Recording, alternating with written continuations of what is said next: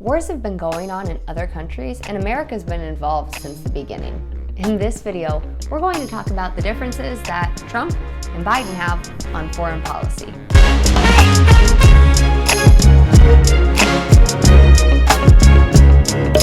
Hey friends, welcome to Adulting with Esther, the show where we talk about the things that you don't learn in school. I'm Esther Page, and today we're going to be talking about Trump and Biden's stances on foreign policy. If you're new here, welcome. Hit that red subscribe button down below so that you can be alerted when we post our next videos. This video is part of a 10-part series where we cover all of these key issues for our presidential candidates. You can find those videos in the description below and up here. In today's video, I'll be sharing with you our presidential candidate stances on 6 issues of foreign policy. And make sure you stick around to the end where I'll be sharing with you the one that Trump and Biden agree on.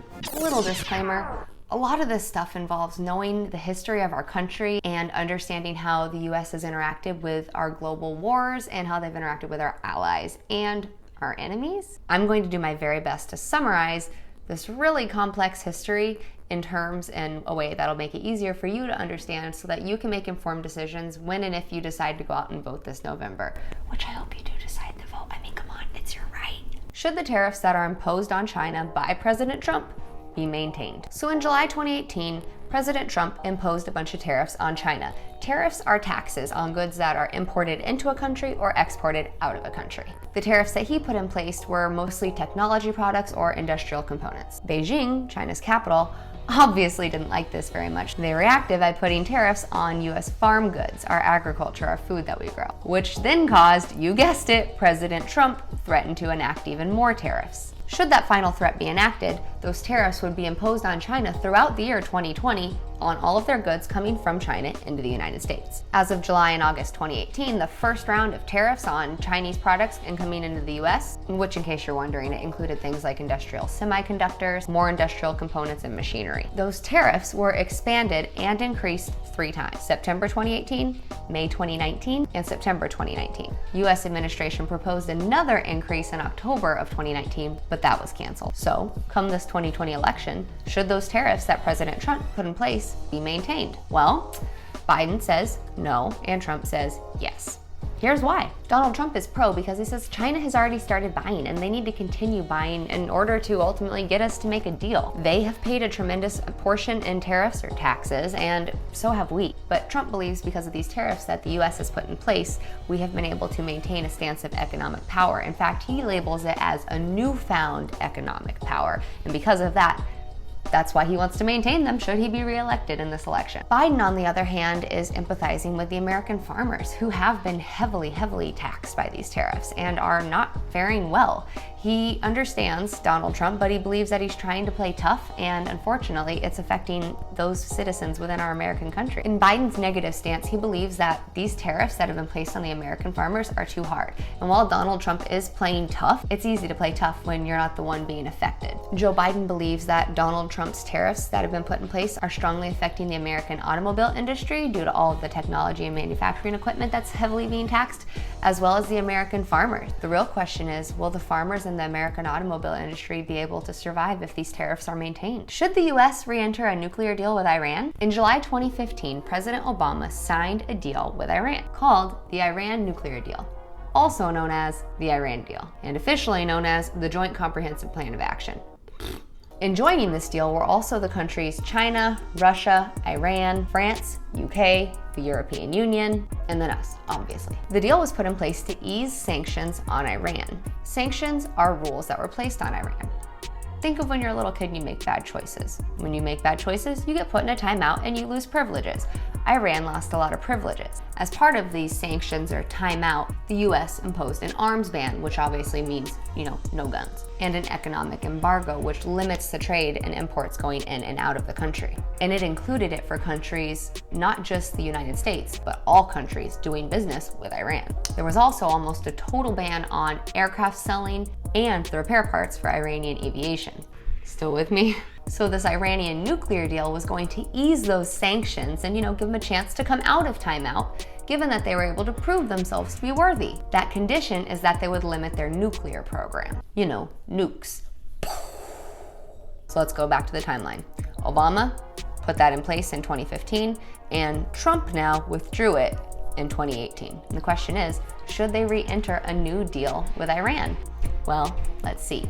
Trump says con, not a fan, and Biden is pro. Let's find out why. Biden believes that this historical nuclear deal, along with America signing it and our allies, made it so that Iran couldn't get nuclear weapons. Trump, on the other hand, believes that this deal was completely ineffective. In a quote from Trump, he says, "If we do nothing, we know exactly what will happen. In just a short amount of time, Iran will have developed a nuclear program and have a massive weapon." He believes that it's fictitious, that Iran only ever wanted a peaceful nuclear program, and that by negotiating with this country, we would ultimately be enabling a murderous regime.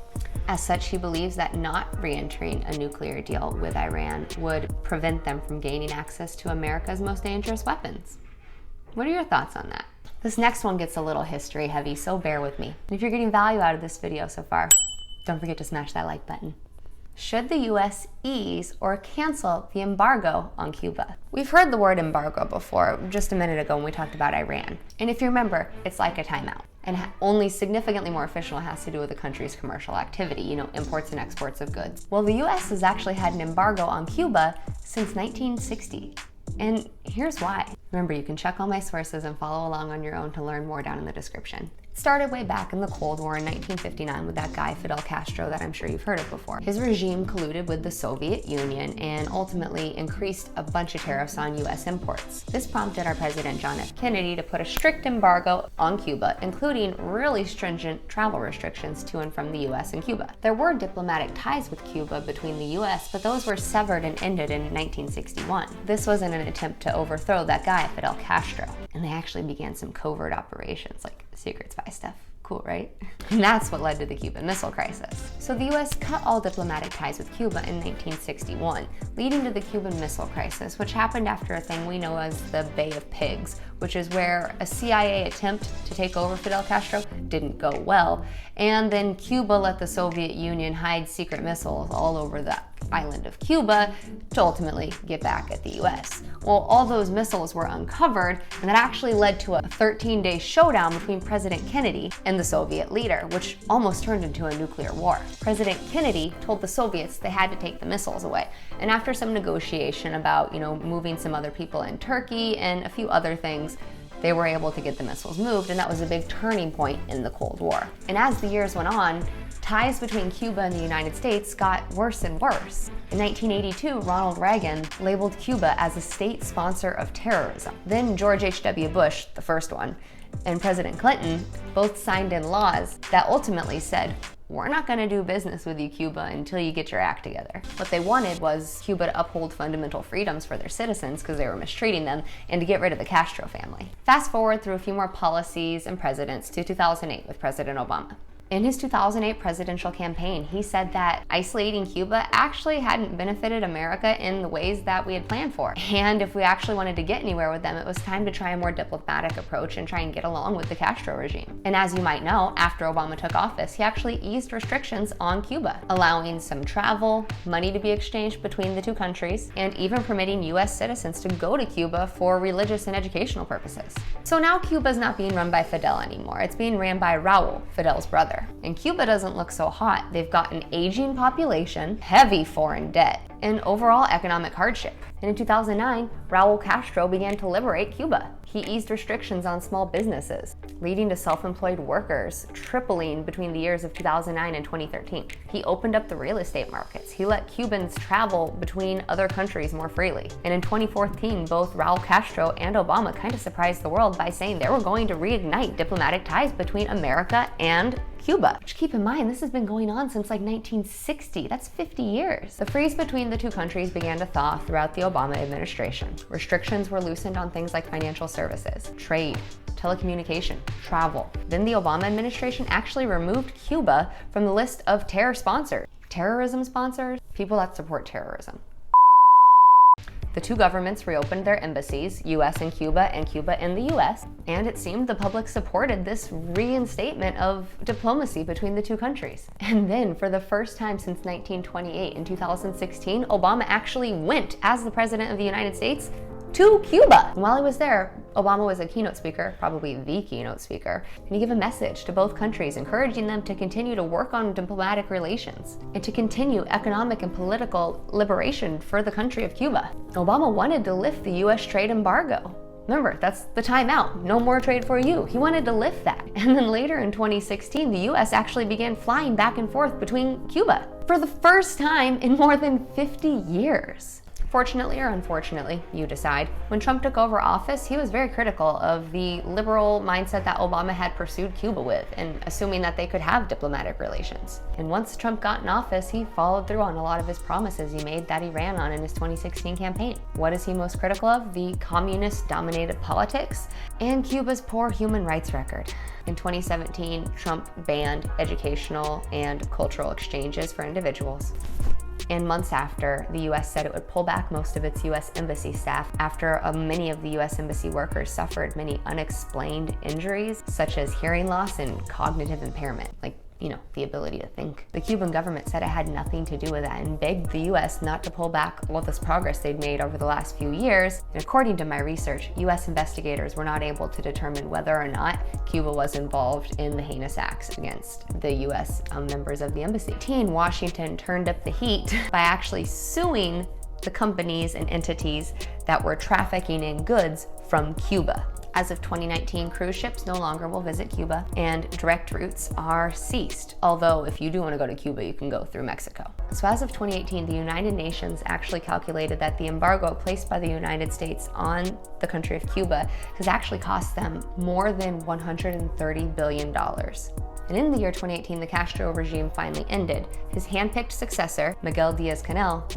took over office. And the Trump administration is wary of what's going on with Cuba, as Cuba does have close relations with Venezuela and Nicaragua, which are both communist countries. National Security Advisors labels these three countries as a trioca of tyranny and blames them for mass human suffering. And the Trump administration is working to staunch and end all oil imports from Venezuela to the island of Cuba. And it's banned Cuban officials from entering the United States because of their alleged compliance with Venezuela's human rights violations. Wow, that's a lot. So, knowing everything that we know about that, do you think that the US should ease the embargo on Cuba? Well, each of our political candidates has a different idea. Trump is con and Biden is pro.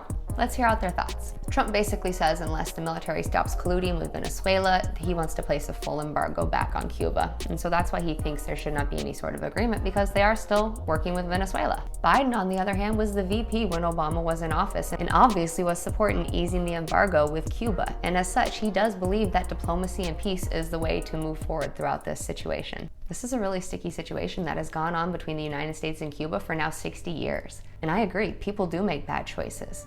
This is a 60-year timeout though, and people are starting to die from it. And honestly, I'm not sure how I feel about it. Einstein's definition of insanity is doing the same thing over and over again and expecting a different result. Should we try something different now? Or are they clearly not meant to be trusted ever and they'll never change?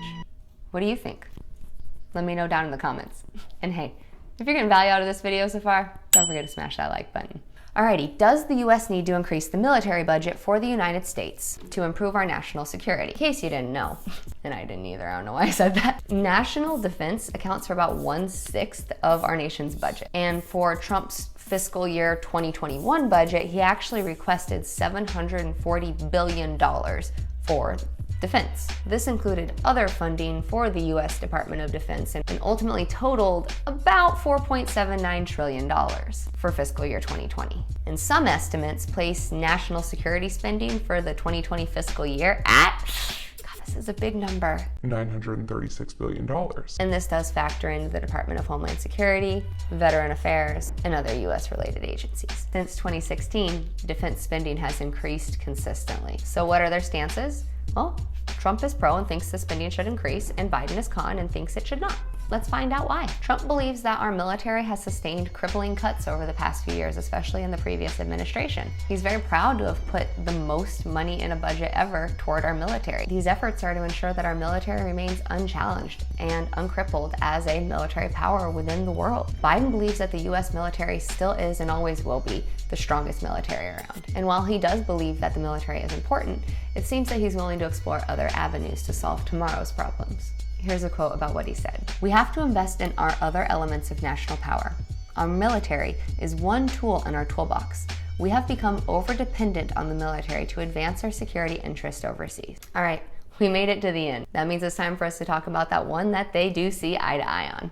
The question is, should the US withdraw troops from the Middle East? And both of our presidential candidates say yes. It's estimated that through January 2020, 60 to 80,000 military members were stationed in Iran. When looking at what the American citizen believes, it's interesting that both candidates want to withdraw. 45% of Americans believe that troops should stay in the Middle East, and 29% of Americans believe that the troops should be increased, while the remaining 24% do believe that the troops should be decreased. So why are both of these candidates saying that they want to pull the troops from the Middle East? Let's find out. If you haven't already figured this out so far, Biden's tactic is negotiation and diplomacy. And that's what he states he will do if he is elected into office. He intends to enter a negotiation with the Taliban while leaving special forces behind. These special forces would deal with any potential threats that might arise after we pull out the majority of our military troops. Although he does say maybe even these small troops might not be necessary if we were able to get a really good deal.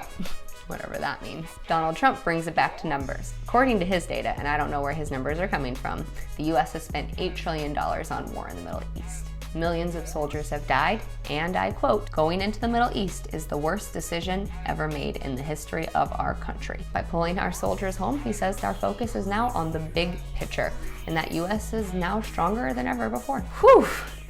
You made it through a lot. That was like hard and heavy, and I had to read so much information. Like, did you know all this stuff? I didn't know all this stuff. They definitely didn't teach me this in school. Did you learn all this in school? Maybe I did. If I did learn it, it was boring as all get out. Like, why would I want to memorize dates? I'm probably not going to memorize these dates, but I wish I had known more about this. I hope you can use this information to help you make an informed decision as you go out into the world and talk to people about these issues that are affecting our country and you and your friends and members of the military. And you know what I think. I hope you use this information to help you make an educated vote in our presidential election this November. You made it this far. First off, you're awesome. And I'm like really impressed. Let me know how awesome you are by entering this word. You like that, don't you? Down in the comments so everyone else knows how awesome you are, because you are. If you haven't taken the chance to hit that red subscribe button down below, make sure you do that. And then don't forget to like this video if you got value out of it. Remember to stay awesome, stay you, and I'll see you in the next video.